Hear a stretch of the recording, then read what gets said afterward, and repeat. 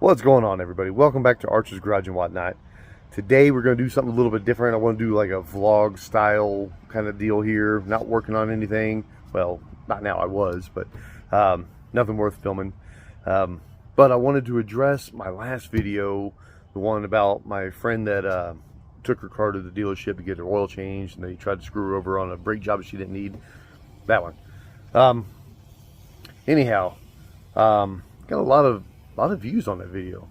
Really struck a nerve with a lot of people, and that's good. That means you guys are awake. You guys are looking at not getting screwed over, and you're looking at ways to outsmart the big guy when they're trying to outsmart you.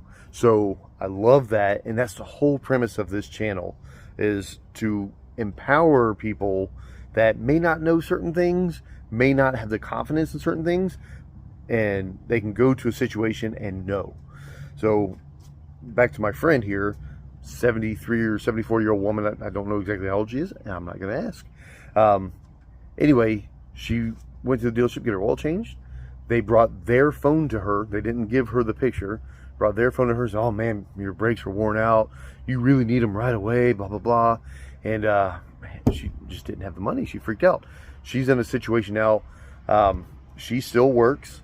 And just, you know, life happens, right? So she has her granddaughter living with her and her granddaughter's kids, just because life happens. You know, people get dealt bad cards sometimes. And so now she's got all this going on. She doesn't have the extra, so she didn't know what she was going to do. So she was talking to a mutual friend of ours, and that friend is the one that called me and said, "Hey, Miss Sonia just went to the dealership, blah blah blah, told me what happened." I said, "Man, have her call me." So that's how I got involved with it, and here we are. So I wasn't even going to make a video about it because it's a brake job on a Ford Escape. You know, it wasn't really technical, I didn't think. But when I saw what was going on, I said, you know what? Maybe the people that are on my channel, maybe they want to see this. And wow, what a reception. It was insane. So yeah, I appreciate the views, but more than that, I appreciate the fact that people don't want to get screwed. So I like that. Empowerment. That's good. So let's address some of the comments a little bit here. I got some comments about my flip-flops. So I live in Florida. I have lived in Florida my whole life, and those are my Florida work boots. Yes, I work on cars in flip-flops. I know I shouldn't. I can probably drop something on my toes at any moment, but I wear flip-flops everywhere I go except my normal job, and I'm not allowed to. If I was allowed to, I would wear flip-flops there. I love Florida work boots. That's it. So I appreciate the concern from certain people, and I just got a kick out of it every time. Some people were asking, well, maybe they meant the rear brakes, not the front brakes. I checked all four. When I first pulled the fronts off and saw that they didn't need them, or she didn't need them, I thought maybe she was wrong. So I pulled off the rears, same thing. Now, she works from home. She rarely drives. So the amount of driving that she does, I'll bet you those front brakes probably have 5 years left on them. In the front or in the rears probably have 2, maybe 3 left on them. It was just insane. When I saw it, it just made me sick to my stomach. Made me happy that she didn't have to spend money on brake pads, which she had already bought brake pads, but she was able to return them. But it just made me sick. You know, problem is I've seen this over and over and over again. Working at dealerships, the first dealership I ever worked at, they had a thing called the upsell contest. If you brought your car in for an oil change and anything other than that you sold, you got to roll dice based on the amount of money that was upsold. If it was $100, you got 1 die. If it was $200, you rolled 2 die, and the number on the dice is cash in your pocket. So they actually had contests for that. And those of us that were honest in the dealership, we called it the upsteal contest. I've seen it like that. I've seen people, every time you bring your car into the dealership, they'd sell you an air filter. My daily driver, I've got 250,000 miles on it. I'm on my 3rd air filter.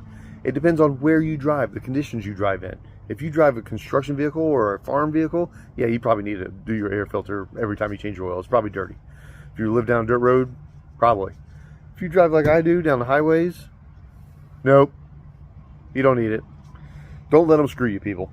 Another thing that gets brought up in the comments was people want me to call out the dealership. So, a little bit about me. The way I was raised, you confront people that you have a grievance with face to face. You go after things head on. I'm not the type that will talk behind somebody's back. I'm not the type that'll, whisper here and there and call and yell at somebody. No, I'm gonna go there and I'm gonna say something. So, me calling this dealership out by name would be doing exactly that, but on a much larger scale. I don't like bullies, right? That's the one thing I hate. I see dealerships and big shops like this as the bully. If I gave their number out, people that were calling them and harassing them, that would turn them into the bully. I don't like that. This is a situation to where I empower people, or I try to empower people to know how to spot a scam or know how to work on their own vehicle. Or in Miss Sonia's case, next time she goes there, she can talk to them about it. But I don't want the general public or the masses to be calling there. I mean, it was a couple dozen people. Oh, you need to call them out by name, this and that. And I get it. I understand the frustration. And you might be right. Maybe I'm the one that's wrong. But for those people to call that place, man, I don't think that would be right of me to do that. I couldn't live with myself doing that. Like I said, maybe I'm wrong. I don't think so. My dad raised me that, you approach things head on. You don't prank call them. You don't bombard them with emails and all this stuff. If they're wronging you, you confront it right there. So sorry if I'm disappointing anybody without calling the dealership out by name, but I'm not sorry for making the video and empowering a bunch of people. Apparently it happens to a lot of people. There was a lot of comments about, yeah, this happened to me, or this happened to my mom, or the so-and-so that I know, or this and that. And man, it was big. So I'm going to try to do even more of this. I just started renting a shop, so now I don't have to do things in my driveway. And maybe I can do even more of it. Maybe this is what the channel is morphing into, where I can just go after it hog wild. I do have a day job, so there's only so much I can do, but I think this might be the way to go. But we'll see, right? Leave it in the comments if that's the type of stuff you guys want to see, and who knows? Maybe that's the road we'll go down.